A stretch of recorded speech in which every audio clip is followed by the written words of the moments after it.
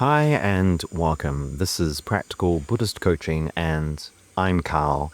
And in each session on this channel, I explore the Buddhist path using a clear and a consistent model, one that helps us make sense of why we may be suffering with mental anguish or mental pain or stress, and how we can stop inadvertently or accidentally feeding that suffering.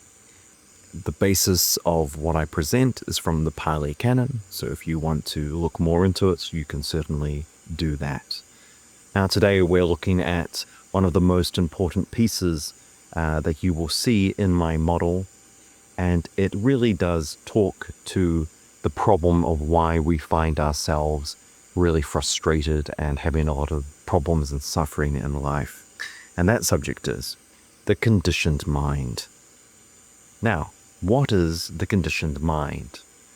Well, it's a bundle of habits, beliefs, preferences, opinions, and it's also emotional reflexes that we've picked up over a lifetime. So what happens is that as we exist on this planet, we tend to have experiences, and then we categorize those experiences as positive, as negative, as neutral. And then we also take on from others ideas about, oh, this is a belief that's important, this is another belief that is really important. And then we store that into this kind of automatic system, which then automatically tells us how to feel about stuff. So, in that way, most of it is not chosen. It's inherited. It's absorbed and it's repeated until it becomes automatic. And it's the part of your mind that evaluates everything through that hidden checklist I was talking about. So we find our minds just bringing up questions like, is this good? Is this safe? And what does this mean about me? Those sorts of questions. Now, this mind is really very automatic in the same way that your senses can be very automatic, in the same way that your body can just send you information and you don't really have a choice about what you're getting from your body. You just suddenly feel that itch. Your eyes just suddenly, something captures your eyes, or you just immediately jump. And this conditioned mind is also very automatic. It just presents itself just like that. And so in that way, it's not evil and it's not broken. But it can be a bit confused because it's running on automatic and it's not looking at each situation one by one. It's just presenting you a like, dislike. This fits my opinions, it doesn't fit my opinions. This fits my beliefs, or it doesn't fit my beliefs. So in that way, it kind of actually makes us a little bit not very smart, because we don't adapt to each situation. We just go on habit. And it also doesn't use our intellect, and it doesn't use our discernment. And the problem is that when it runs the show, it tends to generate passion. Because when we have a fixed group of beliefs, when we have a fixed group of preferences, when we have a fixed group of opinions, then what naturally comes from that is a drive to make those things happen, to make those things apply. And so then we naturally want to control situations so that they fit with our beliefs, they fit with our preferences, they fit with our opinions. And that in Buddhism has previously been referred to as craving, but I tend to refer to it as passion. And passion is this drive to control, to resist, to impress, or to escape. And those are just examples, because passion can manifest in endless ways. In my model also, I tend to distinguish between necessary passion and unnecessary passion, because there is a certain amount of drive and there is a certain amount of things that are normal and necessary, like a need to get food and a need to get water. But when we get above and beyond that, then we get into this, what I call unnecessary passion, the want for fame, the want for exorbitant amounts of money, sort of things that we see, people who have billions of dollars or millions of dollars, and then rather than using that money towards the benefit of humankind, they're still looking at just indulging themselves. So that would be an example of unnecessary passion. The problem with unnecessary passion also is that it turns into attachment and it turns into expectation. And the problem is that that would all be fine if it was not for the fact of reality.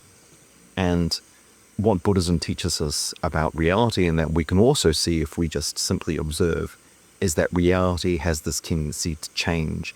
And it changes quite often in ways which we can't predict, and we don't know when it will change, but change seems to be a feature. Things don't tend to really stay the same. And when we have fixed attachments and we have fixed expectations, when change comes along, those things tend to create suffering. So when we look at the nature of reality, we can see people age, we age, people get sick, things and people and situations naturally come to an end, and new situations and so on and so forth begin. So change. So eventually when our attachments meet with reality, when our expectations meet with reality, there will be disappointment. And that disappointment is the suffering that manifests itself as stress, as anxiety, as depression. It's often related to attachments and passions that we are not even aware of. And that's the loop that the Buddha was really pointing to, and it's captured there in my coaching model.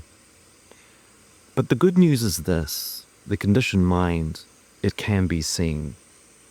And if we get really good at seeing it, and it can manifest in so many ways, by the way, we can be mindful of body, senses, mind, mindful of feeling or vedana. We can be mindful of all of the aspects of a model of dependent origination, but in short, that means we can be mindful of when what is traditionally called the ego is arising. We can be mindful of our core beliefs. We can be mindful of our intentions, whole raft of things that we can train to be mindful of. And that is seeing the conditioned mind. And when we see it, we can question it, and we can discern, and we can use our intellect to decide, will I listen to this aspect of conditioned mind that's arised? And if it can be questioned, if it can be seen, it can also be released. And this is a practice which happens gently, gradually, and that we have to do with a lot of calmingness, and you'll see that on the diagram as Shamatha, and also with a lot of self-compassion. And so this concept of the conditioned mind appears right at the beginning of my program in stage 1, which is fundamental wisdom. Before we can calm the mind, such as in stage 3, which is Shamatha, and before we're really able to take action on saying no to passion, which is stage 2, renunciation or ethics, we really need to understand the situation that we're looking at. And that's what I'm doing with you now in this video, is we're understanding the predicament we find ourselves. That here we are living this life, and we have a conditioned mind that is built on top of the unconditioned mind. So there was a time when we didn't have so many preferences, we didn't have so many opinions. So when we are able to see the conditioned mind, Amy, we are able to find a new kind of freedom and understand that a new type of freedom is possible. These teachings are so important because they show us how to stop falling into blaming our problems in life on other people or our luck or our fortunes. We stop blaming outside of ourselves for our pain, and then we actually begin to discover what we can do for ourselves to prevent ourselves from building those expectations and those attachments that actually are the causes in many ways of our pain. And so then we start working with the mind, being able to see passion and the conditioned mind, and then decide not to get involved in the stories that it tells. And that's where a shift begins, where we can start to move from confusion The confusion previously being that we thought if we could just earn more, if we could just have more influence, if we could just have more control, then everything would be all right. But unfortunately, through this lens, you see that that is actually confusion. And clarity is that you understand that what you need to do is align yourself to reality, align yourself to the fact that things will change. It's not a question of will or won't they, but they will. And if you can align yourself to the fact that things are unpredictable and have a tendency to change, if you can align yourself to the fact that you will become old, that you will at any time potentially become sick, at any time you potentially could die, then you are aligned with reality.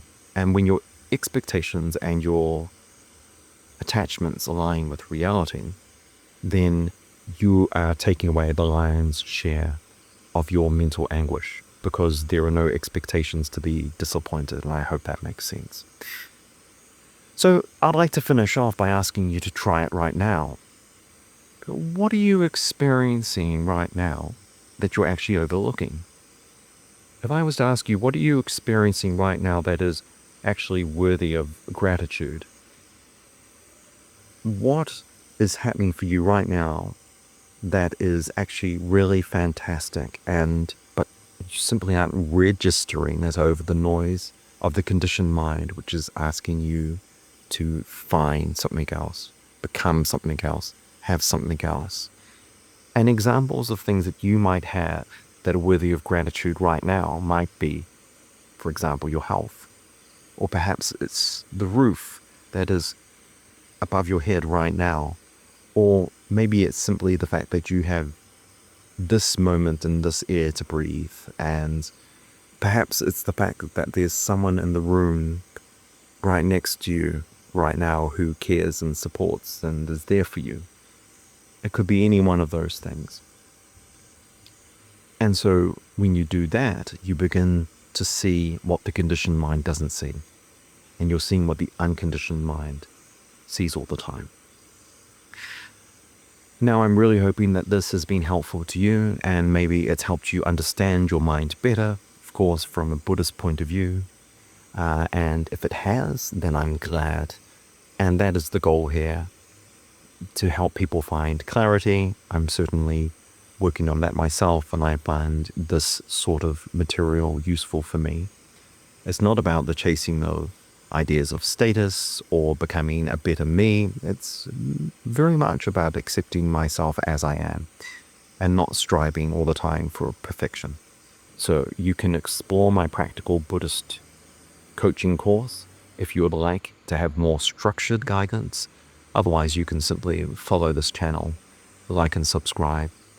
So I wish you peace. I hope this has been helpful, and I hope you had a lovely day.